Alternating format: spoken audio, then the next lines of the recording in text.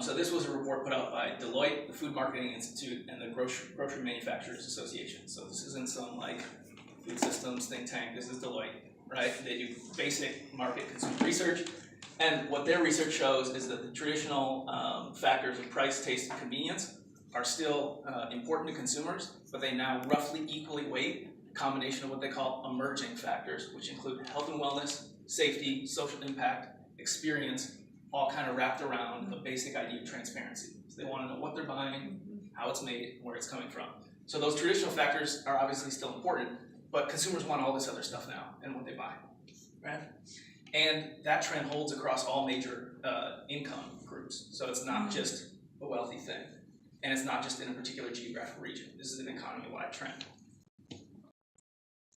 And lastly, you've already done the market research study to show there's basic market need here. So this was the Metro Edge Lists study that was conducted, I believe, in partnership with West Broadway Coalition. We're looking at the trade area around the West Broadway corridor. You've already established that there's about a $7 million food service and drinking trade gap, as well as about $6 million for clothing accessories, which are two major categories of products that would be sold at something like a public market. So, and a little bit of history context. You run the West Broadway Farmers Market. Devon runs it day to day, but this organization oversees it. And so you know that you've been in operation for 6 or 7 years. You know that despite having moved several times, you have an increasing number and variety of customers and vendors. And you also know that it's kind of serving multiple roles as a healthy neighborhood destination, but its challenge has been to have a consistent location. And then on the urban agriculture side, there are now dozens of lots around the north side that are being farmed both for home use as well as for commercial sale. A lot of which is happening at the aggregation table at the West Broadway Farmers Market. But an ongoing challenge for these growers is the complete lack of any kind of infrastructure to support their processing and distribution of this food. They often roll up to the Appetite for Change conference room to wash their produce. Yeah. Question: with the movement now in the new program to sell lots and build houses. Devon's not in the room. There you are. How confident are we that some of these lots that are currently agriculture and we might want more are going to be able to stay that way? Is there any security in those? Well, there are 1,800 lots in the city total. Okay. That's 459 lots that are in the infill program. Okay. 400 of those are in North Minneapolis. 800 of those 1,800 vacant lots are in North Minneapolis. Okay. And so there's an abundance of vacant lots first. But we're also looking at developing some urban ag zones within this part of the city. Southside has some of those already. Okay, thank you. Mm-hmm. Great. So knowing that you have an established trade gap area, knowing that you have the changing consumer preferences around the country, knowing that you have the growth of this new business model throughout the country, and knowing you have an opportunity here on the north side, what is being proposed is to solve a number of the problems of both of these groups and to take advantage of those emerging national trends, and to develop a hybrid public market and food hub on West Broadway. The goal of this establishment would be to incubate and grow small northside businesses, provide a reliable location for the seasonal West Broadway Farmers Market alongside year-round retail, and to allow northside growers some infrastructure to process, store, and sell on site, and create healthy space on Broadway built around year-round commerce. Featuring Northside businesses.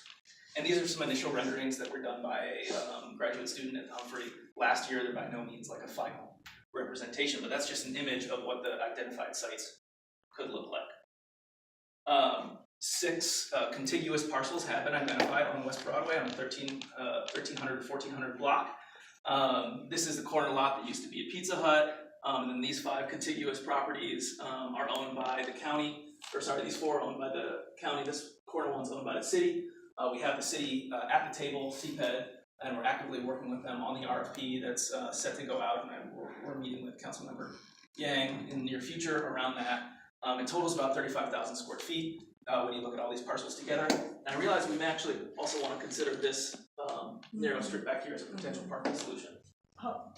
Yes. I know that there's pollution under that. there could be real ground Certainly. solution here. Yeah. Has anyone ever done any environmentals on these? That all comes in the feasibility study, right? And we did we've done one site visit, and we're looking at what the potential needs are around environmental remediation, tearing down one or both of these buildings. That's all on the table, and that's what the feasibility study is. That corner property is where the gas station is. Yeah. Because when the street was reconstructed, there was a plume from the tanks under there. So There very well could be. yeah, other. Yeah, we're aware of that, and the city's also And expressed. I know there's funds to help with right, that sort of exactly. cleanup. Yep. It's just that it's just another delay. Yeah. So I want to pause and make sure we have some common language around what we're talking about, right? So that we've got common definitions here. What is a public market? A public market is broadly defined as a year-round, carefully crafted, intentional, and diverse medley of owner-operated shops, stalls, and/or day tables, defined by the common principles. They have explicitly public goals around usually economic development, but also creating healthy public space. And they're characterized by locally owned independent businesses, usually owner-operated. So the person you are buying your product from had some role in making, producing, cooking, etc. what it is you're buying. Types of public markets are usually defined by how they're owned and how they're operated, particularly by what kind of entity, right? So ownership, they have public markets around the country. Some are privately operated, or some are privately owned by nonprofit, publicly owned, as well as operation. Also varies by private, public, and nonprofit. The most common model nationally is public ownership, nonprofit operation. But that usually tends to be the large downtown public markets. You might have seen, like in Seattle, like Pike's Place Market is 150 years old. It's publicly owned land. Used to be publicly operated, but they've now leased that out to a nonprofit development authority. So that's an example of public and public operation. Most smaller scale neighborhood based public markets tend to operate in this space. So they want the land. Cities don't want to own and operate a neighborhood scale public market. They tend to be owned either by a private entity or a nonprofit or a coalition of nonprofits, as well as operated usually through a master lease through a private entity or a nonprofit. A great local example is the Midtown Global Market. So a lot of people know the history of the Midtown Global Market, but just to provide a local example, Midtown Global Market is owned by Midtown Community Partners LLC, which was incorporated and is owned by 4 community development organizations initially. I believe they now have, it's down to 2 with NDC and the Cultural Wellness Center. It's managed by NDC, which is a nonprofit development entity that has been actively at the table in our process. And so that's their model. So it's kind of in between, it's nonprofit operated, but it's kind of in between a private and nonprofit ownership model. So that's kind of the background of how these things get built and managed. So moving on to food hubs, I want to make sure we have a common definition around that as well. A food hub is a business or organization that actively manages the aggregation, distribution, and marketing of source-identified food products, primarily from local and regional producers, in order to satisfy wholesale, retail, and institutional demand. Essentially, food hubs are rebuilding a local and regional food infrastructure that went away over the last 7,500 years. Right? So a lot of that consolidated in national and international chains, and hundreds of these have popped up around the country as people value that transparency and they want to know where their food is coming from and they want to feel like they're investing in their regional economy. Some basic stats about food hubs. There's been a steep growth in the number of food hubs around the country in the last 5 years. About 2/3 of food hubs were developed in the last 5 years, about 1/3 in the last 2 years. And now, and this has gone up in recent years, over 75% of food hubs are breaking even or better, which on the supply side of the food industry is like a pretty good stat. Because everybody eats, but it's really hard to make money in food, as many of you know. Types of food hubs tend to also be broken out by how they're incorporated and what their business model is. I won't spend a lot of time on this, just know that there's a lot of different types of food hubs. Some are farmer-owned cooperatives, some are private LLCs, some are nonprofits, depending on their goals, what they do, and what they're trying to achieve. A local example is Sprout Food Hub and Marketplace up in Little Falls, as well as the Good Acre in St. Paul. I was involved in both of those projects, doing some of the data collection and financial modeling for their business plans. Both are now up and running and functional entities in the city, as well as in rural Minnesota, reinvigorating local and regional food systems. And what is being proposed here essentially is leaning more towards a public market. So think about like an 80-20 split, right? So we want a primarily public-facing, consumer-facing retail environment for consumers, but also a place that offers growers a place to do some basic processing and selling on site that offers that year-round market for their products. There's a lot of research out there on key factors to success for both of these business models. I won't go too deep into it, but public markets need to have a good location, they need high foot traffic, they need transit and parking solutions, they need to have a good vendor mix. Key aspect for both public markets and food hubs is they need to be professionally managed. It is not a simple thing, and that the more you can minimize your debt capital on both of these kinds of initiatives is a pretty important factor. There's also some key differences that we're aware of in this project. We know that we're not talking about a big downtown Pikes Place market. We're talking about a neighborhood scale public market in a lower income neighborhood that also has some hybrid food hub elements. So there are some key differences in this initiative. And I put this timeline together a couple weeks ago, mainly for myself, but it became a really useful tool to show how this project has ramped up over the last 6 months. So starting back in 2016, it was mainly Devon's vision and some staff at Appetite for Change spending some time behind the scenes on keeping this project going. In late 2016, I was brought on board as the lead research consultant through an 18-month feasibility study and business planning process. This semester we've had two groups of Humphrey graduate students ramp up, so I'm managing 6 graduate students doing research on the site and doing some GIS analysis particularly around transit and parking solutions. As of last week, the West Broadway Coalition outreach specialist has been hired. He's here today. We're excited to have you.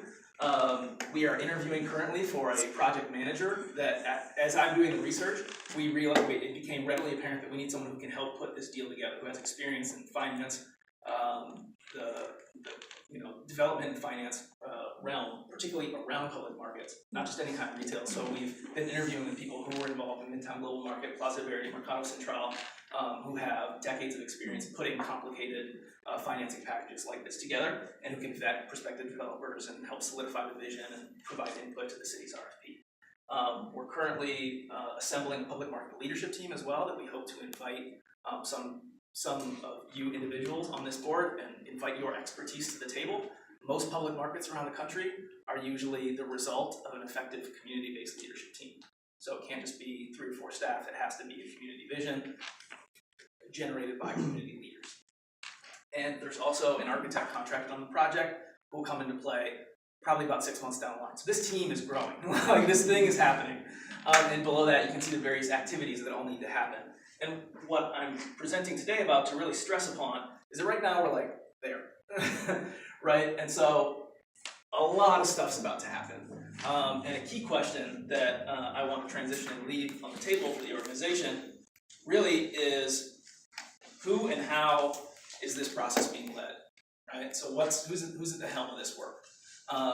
As of now, it's been a collaborative effort between West Broadway Coalition, several staff incorporated into Devon and Rob's role. I've been brought on recently. AFC is dedicating some of the time and a lot of the resources to help make it happen. But just to impress upon again, we now have all these staff involved. But thus far, the funding has essentially been incorporated into your full-time roles, which are already very full. And then my work and the architect's work is being supported through a USDA local foods promotion program, but that gets soaked up pretty quick. And now we're pulling from other existing AFC and West Broadway Coalition grants as we're able. But beyond that, there is not an identified organization that is really leading the charge in a formal sense, which one of the reasons we're bringing this work in front of the board today is because I think we all believe that West Broadway Coalition is very well positioned to lead this work. So the need, community leadership, and ownership. The 2 questions I want to put on the table are who's going to lead this growing team, solidify the vision, and bring it to life? And also, these 2 questions are not disconnected. Who's going to own, manage, and be accountable for the market hub, in the next 3 years and on into the future, right? So if there's even a smaller scale version of the Midtown Global Market on West Broadway, that needs community voice and ownership at the table, right? Because I want to leave you with this quote that when we were interviewing Mike LaFave, who's the former COO of Neighborhood Development Center, his first question was, who's going to own this thing? Because without a seat at the decision-making table as a partner with equity in the project, you can help establish the vision, but the community's vision quickly erodes and the project becomes something entirely else. You engage a private developer, well-intentioned as they may be, but their motivation is different. And I really think it's been with other projects that those community partners that are at the table, like the Cultural Wellness Center on the south side and so on, that if they, as a community-based organization, can rise to the challenge to do that, we think there's a strong role for a similar organization on the north side in this project. So I want to leave you with that quote and those questions today, and have some time for questions and discussion. I'm really excited about where this project is going. I'm really excited to be working on it as a primary project in my portfolio, to work with all of you on it over the next year and beyond. So, questions? The Midtown Global Market, that's a non-profit operation. It's managed by, they incorporated an LLC, so it's technically a private entity. The private entity is owned by initially 4 nonprofit partners. Okay. But it operates as an LLC. And how long has that been in operation? 10 years? About 9 to 10 years. And is it profitable? It is. Now it is. How long did it take them to get to profitability? It took them about 8 years. They also opened in 2006-07, right before the crash. They've had some debt forgiven. They did have about $1 million. They had debt forgiven by the city. by the city. But it's such a different, you've got this population built into this building, and even then, some of the entities that started weren't ultimately successful. Yeah. Yeah, and it's a much larger scale than what it is. It's the old Sears Roebuck building. You have the anchor tenant of Line of Health there. I think we tend to use that as the most visible local example. It's also got like 48 vendor stalls. Their goal is to get it up to 60. I don't think we're talking necessarily at that scale, but probably somewhere between like Plaza Verde or Mercado Central and Midtown Global Market. Mercado Central is like maybe half a dozen businesses.